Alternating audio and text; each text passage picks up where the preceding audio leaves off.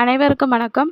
இன்றைக்கி இந்த வீடியோவில் என்ன பார்க்க போகிறோன்னா, புதிதாக கல்யாணமாக போகிறவங்க, புதுசாக கல்யாணம் பண்ணவங்க சாப்பிட வேண்டிய ஒரு சுவையான சாப்பாடு தாங்க.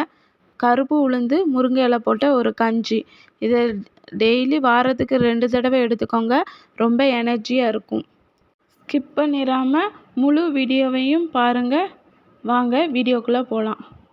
நான் 1 டம்ளர் அளவுக்கு கருப்பு உளுந்தையும் நம்ம சாப்பாடுக்கு யூஸ் பண்ணுற அரிசியையும் எடுத்து நல்லா வாஷ் பண்ணி வச்சுருக்கேன். குக்கரில் தான் இப்போ அதை வேக வைக்க போகிறோம் பார்த்துக்கோங்க. அதனால் 1 கை அளவு வாஷ் பண்ணி வச்சுருக்கேன். இப்போ 1 கை அளவுக்கு பூண்டு, 4 சின்ன பூண்டாக இருக்கிறதால 4 பூண்டு போட்டேன். நீங்கள் என்கிட்ட பெரிய பூண்டாக இருக்குது அப்படின்னீங்கன்னா ஒரு 2 பூண்டு போட்டுக்கலாம்.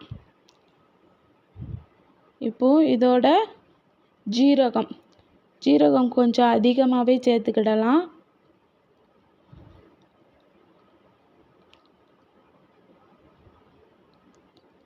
ஜீரகம் சேர்த்த பிறகு இது கூட அதே அளவுக்கு வெந்தயம்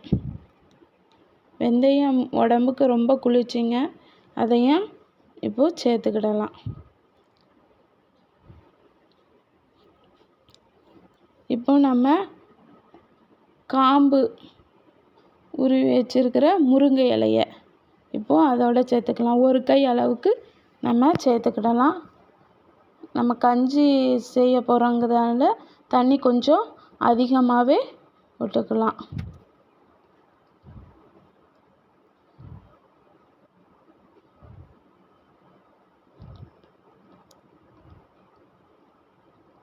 இப்போ கஞ்சிக்கு தேவையான அளவுக்கு கொஞ்சோண்டு உப்பு சேர்த்துக்கலாம்.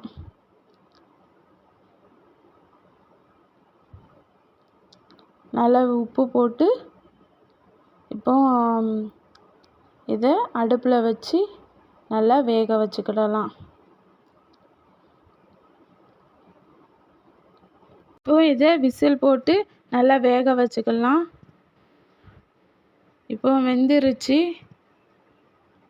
பாருங்கள். நல்லா குழஞ்சி முருங்கை இலை கருப்பு உளுந்தெல்லாம் நல்லா குழஞ்சி வெந்துருச்சு.